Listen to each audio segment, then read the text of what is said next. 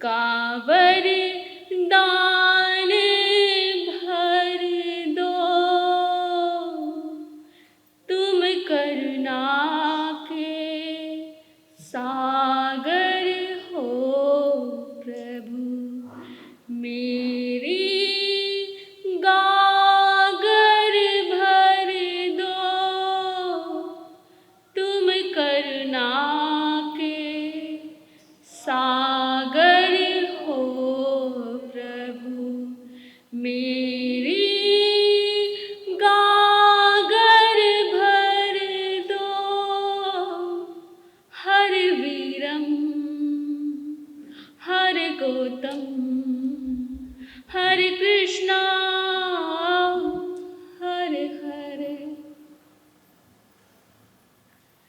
शमन ज्ञातपुत्र अप्रतिबद्ध विहारी, प्रबुद्ध प्रज्ञा के धारक पुरुषोत्तम, परम पिता परमात्मा भगवान महावीर स्वामी के चरणों में हृदय के असीम भावों में जो भाव विनय के शिखर पर है अर्पित करती हूँ, समर्पित करती हूँ। पूज्य गुरुदेव गणेश बाबा जी के चरणों में वंदन नमन। आयंबिल तप राधिका दादी गुन्नी जी के चरणों में वंदन नमन।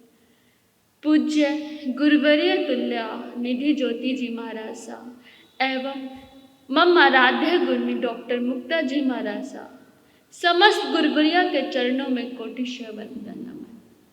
आप सभी श्रोता एवं श्रावक जन को सादर सादर प्रणाम।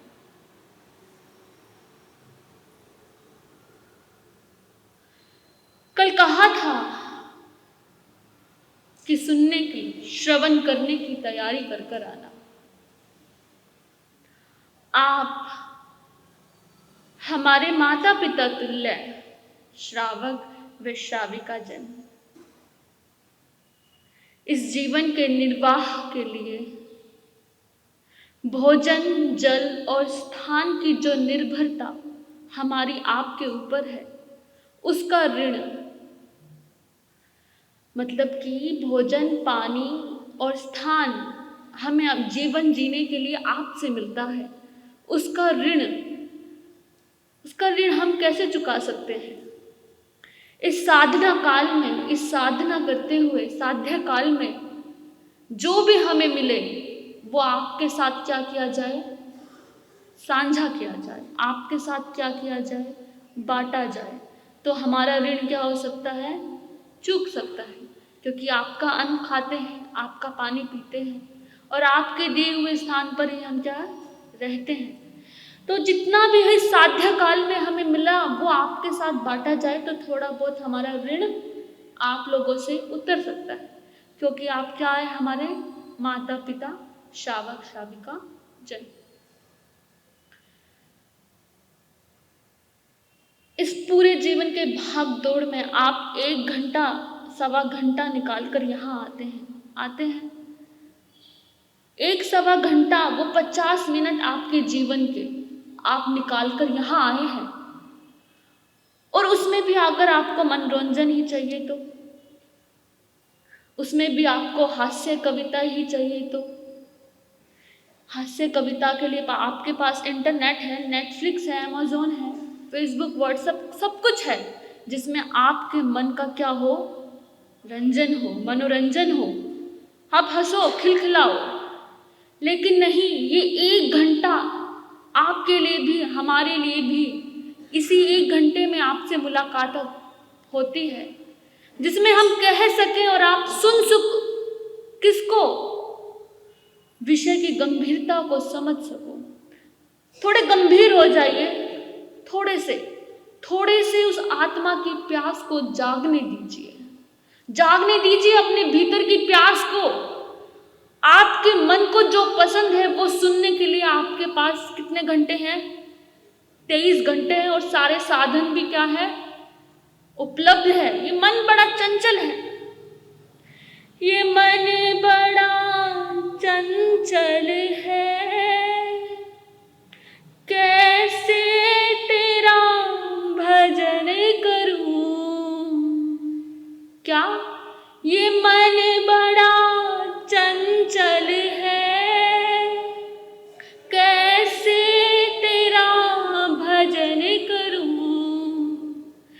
जितना इसे समझाऊं, जितना इसे समझाऊं, उतना ही मचल जाए। क्या कह रहा है? जितना भी समझाए इस मन को उतना मचल जाता है। तो कथा है राजा जनक की और अष्टावक्र की। किसकी? राजा जनक और अष्टावक्र की। ये विषय बड़ा गंभीर है। ये आपके मन को जो पसंद आए ऐसी कहानी नहीं है। ये आपकी आत्मा की प्यास की कहानी है। राजा जनक, जानते हैं आप राजा जनक कौन थे? माँ सीता के पिता। सिर्फ इतना ही परिचय उनका नहीं है। राजा जनक सिर्फ माँ सीता के पिता हैं, इतना सा परिचय उनका। वो अपने आप में एक अलग क्या है? व्यक्तित्व है। राजा जनक मिथिला नगरी के राजा रात को सो रहे हैं। सोते सोते उन्हें बड़ा सुंदर स्वप्न आया। क्या स्वप्न आया? कि वो एक क्या है?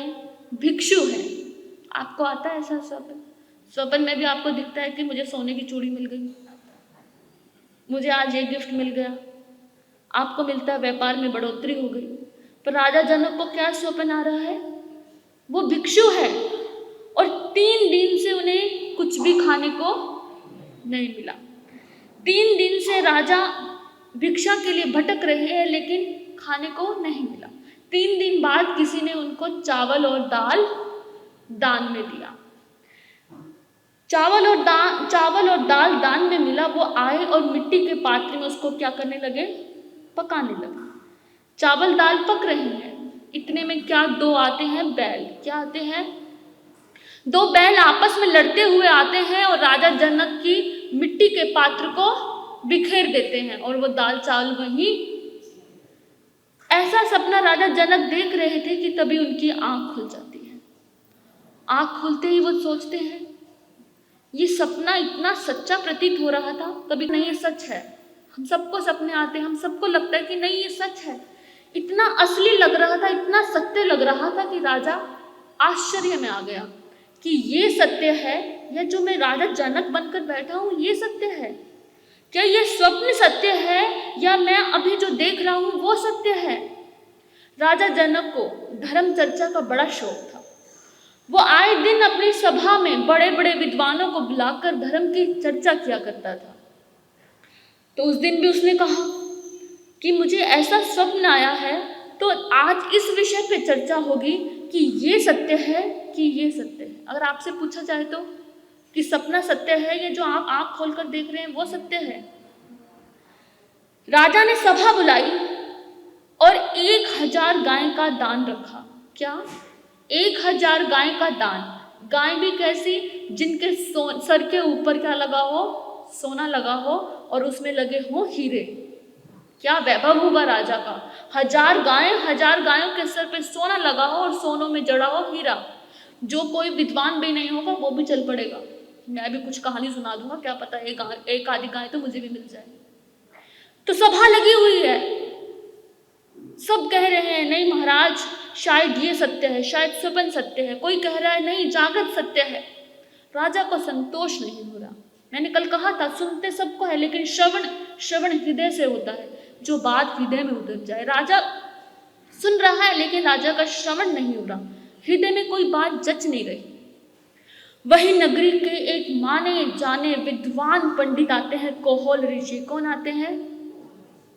कोहोल ऋषि भी अपने तर्क दे रहे हैं कि ये सत्य है या ये है या ऐसा है या वैसा है। पर राजा को संतोष, वो भी हारते नजर आ रहे हैं। संध्या का समय आ गया, 1000 गायें भी इंतजार कर रही है कि किसके पल्ले बंधे जाएंगे।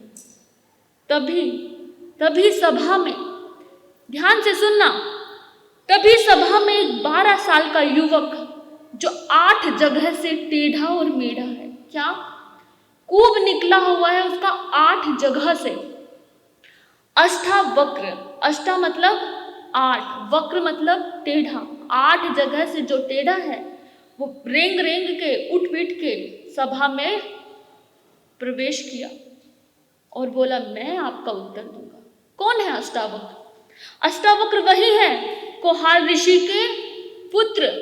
कोहार ऋषि बड़े वेद पाठक थे, वेदों का पठन किया करते थे। जब अष्टावक्र माँ के गर्भ में थे, जब उनके पिता वेदों को पढ़ते तो वो कसमसा जाते कि ये तो अर्थ का अनर्थ किए जा रहे हैं।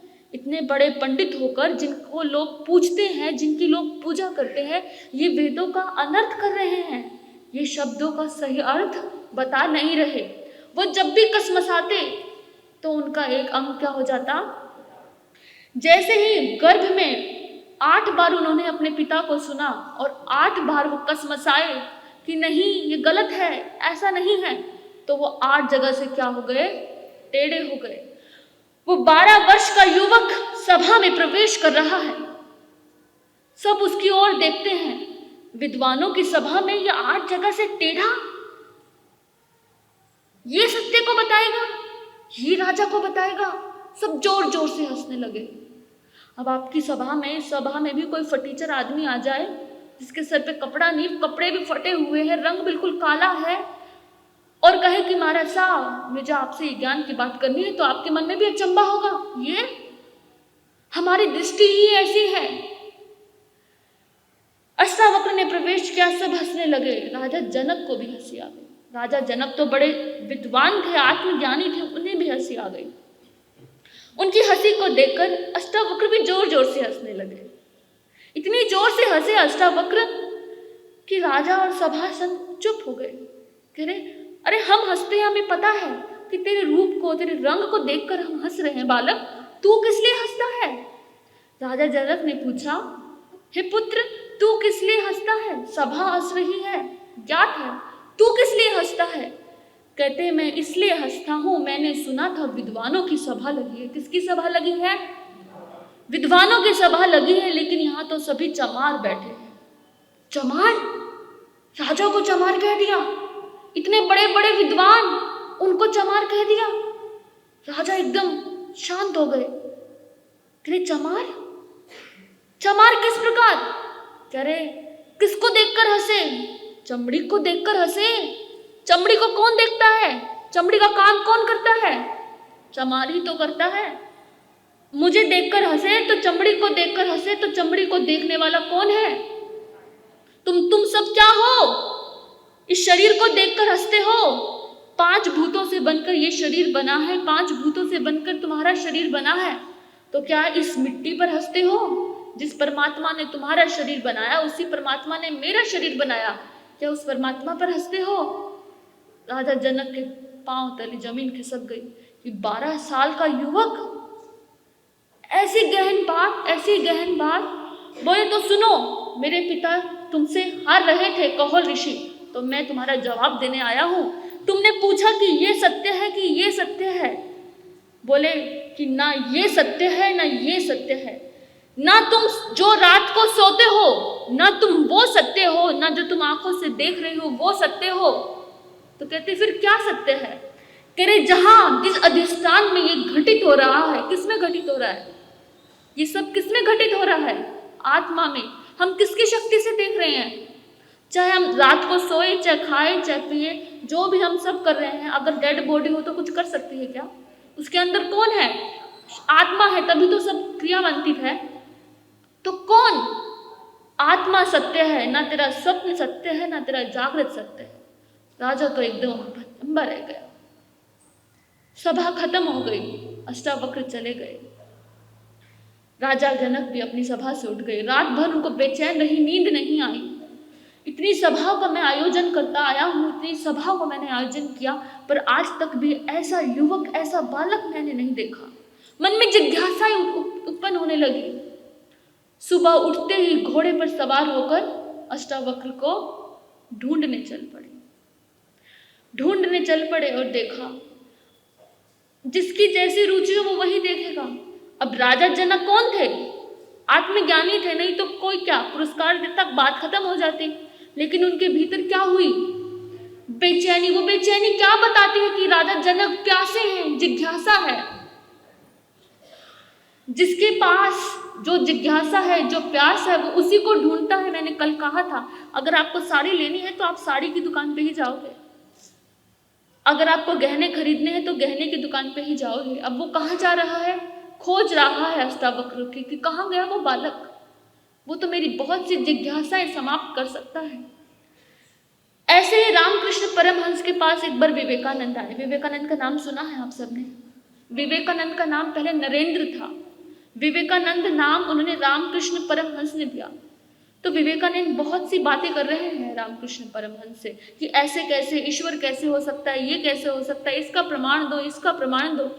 रामकृष्ण परमहंस ने देखा, रामकृष्ण परमहंस ने देखा कि ये बालक, ये नरेंद्र, इसके भीतर कुछ घटित हो सकता है, ये साधारण नहीं है। उसने कहा ठीक है, मैं तेरे सारे प्रश्नों का जवाब दूंगा, पहले ये अष्टावक्र गीता पढ़िए जिसकी हम बात कर रहे हैं, अष्टावक्र की। ये अष्टावक्र गीता रखिए जरा, इसको पढ़कर सुना। अरे आप क्या प्रलाप कर रहे हो? मैं आपसे प्रश्न पूछ रहा हूँ, ईश्वर है कि नहीं, परमात्मा है कि नहीं, और आप मुझे किताब पढ़ने को कह रहे हैं। परमहंस बोले अरे पढ़ तो सही। पढ़ता जा रहा है, पढ़ता जा रहा है, और कहते हैं कि विवेकानंद का समाधि लग गई, ऐसी समाधि कि वो 3 दिन तक, ऐसी है ये अष्टावक्र गीता जिसमें आपके प्रश्नों को, आपकी बातों का ऐसा जवाब है कि आप कांप उठेंगे, आप देख पड़ेंगे। पर उसके लिए क्या आवश्यक है? प्यास आवश्यक है। देखा कि अष्टावक्र टहल रहे हैं, अपने घोड़े से उतरे और चरणों में लेट गए। 12 साल के उस उबड़ खाबड़ शरीर वाले युवक के चरणों में लेट गए राजा जनक। बोले प्रभु, कल तो बालक कह रहे थे, पुत्र कह रहे थे, आज क्या कह रहे हैं? प्रभु, मेरी बहुत सी जिज्ञासाएं हैं, बहुत जन्मों की प्यास है, उन्हें मिटा दो। मेरे साथ मेरे महल चलो, मेरे प्रश्नों का कुछ उत्तर दे दो। अष्टावक्र ने देखा कि भीतर बड़ी गहरी प्यास है और चल पड़े, साथ चल पड़े, राज सिंहासन पे बिठाया। बड़ी जिज्ञासा है। भगवान कहते हैं जिज्ञासा वाला पुरुष या स्त्री या कोई भी जीव 4 प्रकार का होता है। 4 प्रकार की जिज्ञासा होती है। एक होती है ज्ञानी की जिज्ञासा, एक होती है अज्ञानी की जिज्ञासा। अब इन चारों में से आप कौन से हो, खुद को टटोल लेना। एक होती है ज्ञानी की जिज्ञासा, एक होती है अज्ञानी की जिज्ञासा, एक होती है मूढ़ की जिज्ञासा और एक होती है मुमुक्षु की जिज्ञासा। ज्ञानी की जिज्ञासा ऐसी है कि मैं परमात्मा को बिना भेद के जान लूं, बस जानता जाऊं। उसके लिए जैसे दत्तात्रेय की जिज्ञासा थी, चाहे दत्तात्रेय के 24 गुरु थे जिसमें कुत्ता, बिल्ली, हाथी, सब जानवर, जिससे बस जानना है, जिज्ञासा जानना हो गया, जहां से भी आया जाना जा रहा है। यह ज्ञानी की जिज्ञासा। अज्ञानी की जिज्ञासा ऐसी है कि मैंने सब जान लिया, मैं जानता हूँ सब्जी कैसे बनाई जाती है, मैं जानता हूँ व्यापार कैसे किया जाता है, मैं जानती हूँ प्रवचन कैसे किया जाता है, मैं जानती हूँ कथा कैसे कही जाती है। अज्ञानी की जिज्ञासा कि जानने का, जानकारी का क्या हो, उसको अकड़ हो। आपको है अकड़? जो भी जाना है सब उधार का है, सब कुछ सुन के, देख के, पढ़कर सब जाना गया। क्या कुछ भीतर से आया है? भीतर से कुछ अपना, उस जो अपना है ही नहीं उसकी अकड़, वो बोलते हैं अज्ञानी की जिज्ञासा। मूढ़ की जिज्ञासा कौन सी है? कैसी जिज्ञासा? हमारे साथ मेरा बेटे की नौकरी कैसे लगेगी, हमारे साथ ये काम कैसे होगा, इस काम में रुचि कैसे होगी, ये कैसा होगा। संसार के इर्द गिर्द सारी अपने आप को बनाना, अपने आसपास के संसार को निर्मित करना और वैसे ही जिज्ञासाओं में रात भर लगे रहना। धीरेन्द्र शास्त्री के पास चले जाते हैं, इस वाले गुरु के पास चले जाते हैं जहाँ चमत्कार होते हैं। जिज्ञासाएं कौन सी है? अरे तुम इंसान बने हो, देखो खुद को, कभी तो देखो अपने चारों ओर, अपने आप को, कुछ तो विलक्षण है। खाना पीना सोना ये सब काम तो जानवर भी कर रहा है और तुम भी कर रहे हो, तो फर्क क्या है? तो ये है मूढ़ की जिज्ञासा। सारी जिज्ञासाएं किसके आसपास घूमती है? संसार के आसपास घूमती है। फिर आती है मुमुक्षु की जिज्ञासा। मोक्ष क्या है उसको जानने की अभिप्सा। मोक्ष की तरफ पीठ कर कर नहीं खड़ा, सामने खड़ा है, उसको जानने की जिज्ञासा, वो है मुमुक्षु की जिज्ञासा। तो राजा जनक की कौन सी जिज्ञासा है? क्या कहते हैं राजा जनक अष्टावक्र को? कहते हैं हे प्रभु, कथम ज्ञानम वापनोति, कथम ज्ञानम वापनोति, कथम मुक्तिर्भविष्यसि, वैराग्यम चम कथम प्राप्त में तद ब्रूहि मम प्रभु। ज्ञान कैसे होता है? कथम ज्ञानम वापनोति, ज्ञान कैसे होता है? कथम मुक्तिर्भविष्यसि, मुक्ति कैसे होती है? हमारे भीतर तो कभी नहीं आते कि सवाल जवाब, कभी भी नहीं आते। क्या पूछ रहे राजा? कथम वैराग्यम च कथम, वैराग्य कैसे होता है? प्राप्त में तद ब्रूहि मम प्रभु, कृपा करके मुझे बताओ कैसे होता है प्रभु, कैसे होता है? तो अष्टावक्र क्या कह रहे हैं? क्या कहते हैं अष्टावक्र? मुक्ति मिच्छासि चेतात, मुक्ति मिच्छासि चेतात, विषयान विश्वत्य च, क्षमा आर्ष दया तोष सत्यम पीयूष व भज। मुक्ति मिच्छासि, मुक्ति की इच्छा रखते हो आप? रखते हो इस क्षण? भूल जाओ अपने 23 घंटों को, इस क्षण इसी वक्त आप मुक्ति की इच्छा रखते हो? बोलिए, मुक्ति की इच्छा रखते हो? तो सुनो, मुक्ति मिच्छासि चेतात, तात किसको कहते हैं? तात, तात को कहते हैं कि पिता नहीं, तात होता है जो वंश को बढ़ाए। कौन होता है? जो वंश को आगे बढ़ाए, वो चाहे पिता हो, पुत्र हो, चाचा हो, दादा हो। और यहाँ पे वंश को कौन आगे बढ़ा रहा है? जनक। कौन, किसके वंश को? ज्ञान के वंश को। तो क्या कह रहे हैं अष्टावक्र? मुक्ति मिच्छासि चेतात, 12 साल का बालक तात कह रहा है उनको, पुत्र कह रहा है उनको, मुक्ति मिच्छासि चेतात, विषयान विश्वत्यज, विषय को विष के समान त्याग दो। विष क्या होता है? जहर। जहर खा के क्या हो जाती है? हाँ, मृत्यु हो जाती है। बड़े बुद्धिमान हो आप लोग। तो बताओ आपकी हमारी मृत्यु किस प्रकार हो रही है? हम ऐसा क्या खा रहे हैं कि मर रहे हैं, बार बार जन्म ले रहे हैं, फिर खा रहे हैं, फिर जन्म ले रहे हैं, फिर खा रहे हैं, फिर जन्म ले रहे हैं, खा रहे हैं, सो रहे हैं, भोग कर रहे हैं, फिर मर रहे हैं, फिर जन्म ले रहे हैं, खा रहे हैं, सो रहे हैं, भोग रहे हैं, ये इच्छा, वो इच्छा, इस इच्छा, फिर मर रहे हैं, फिर जन्म हो रहा है। और विष से क्या होती है? बार बार मृत्यु होती है। तो क्या कह रहे हैं अष्टावक्र? विषयान विश्वत्यज, विषय को विष के समान त्याग दो। विषय क्या है? जिससे भी बंधन हो, जिससे भी तुम्हारे कर्म का बंध हो, वो क्या है? विषय है। विषयान विश्वत्यज, विषय को विष के समान त्याग दो। चलो त्याग दिया, त्यागने के बाद क्या करें? ये तो अधूरी बात हो गई ना। तो कहते हैं क्षमा आर्च दया तोष सत्यम पीयूष भज। क्षमा, आर्च मतलब सरलता, दया, संतोष और सत्य को, इन पांचों को, या बहुत बार सुने हो कि क्षमा कर दो, सरलता लाओ। हम इतनी बार सुनते हैं कि ये सब हमारे लिए क्या बन जाती है? खिचड़ी बन जाती है, हमारे भीतर नहीं जाता। ये क्या हो जाते हैं? सिर्फ शब्द, ऐसे शब्द जो हमें रट गए हैं, क्षमा करो, सरलता करो। लेकिन अष्टावक्र ने जब पहली बार बोलना शुरू किया तो क्या बोला? क्षमा आर्च दया तोष सत्यम पीयूष भज, अमृत के समान इन्हें ग्रहण कर लो। विषय को विष के समान त्याग दो और इनको क्या करो? अमृत के समान ग्रहण कर लो। तो बोले कौन से विषय? कौन से? न पृथ्वी, न जलम, न अग्निर, न वायु द्योन, न व भवान। क्या? न पृथ्वी, न जलम, न अग्निर, न वायु द्योन, न व भवान। ईशान साक्षीन मात्मानम चिद रूपम विधि मुक्तये। ये शरीर किन चीजों से मिलकर बना है? 5 भूतों से। किससे?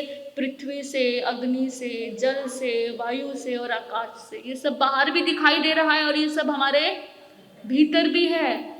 तो इस शरीर से होने वाले जो ये 5 तत्वों से होने वाले जो भी कार्य है उनको विषय के समान त्याग दो और अभी के अभी अपनी आत्मा में स्थित होकर क्या हो जाओ?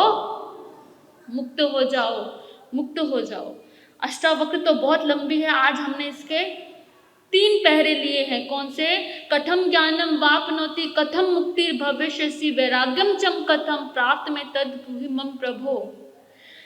मुक्ति मिच्छासि चेतात, विषयान विश्वत्यज, क्षमा आर्च दया तोष सत्यम पीयूष व भज। और न पृथ्वी, न जलम, न अग्नि, न वायु द्यो, न व भवान। ईशान साक्षीन मात्मानम चिद्रूपं विद्धि मुक्तये। आगे क्या प्रश्न राजा जनक अष्टावक्र से पूछते हैं और अष्टावक्र क्या जवाब देते हैं, आप आना, सुनना और आनंद लेना। ये 1 घंटा अपनी आत्मा को देना, आपके मन को जो विषय अच्छे लगते हैं उस रस को छोड़कर थोड़े से कुछ क्षण के लिए आत्मा में स्थित हो जाना, आपको बड़ा आनंद आएगा। जिन जिन के द्वारा मैंने ये कथा सुनी है, श्रवण की है, हृदय में उतारी है, उन सभी स्तोत्र को मैं नमन करती हूँ, धन्यवाद देती हूँ। लास्ट में बोलेंगे, वीर को वंदन करे महावीर को वंदन करे, महावीर को वंदन करे, महावीर को वंदन करे, महावीर को वंदन।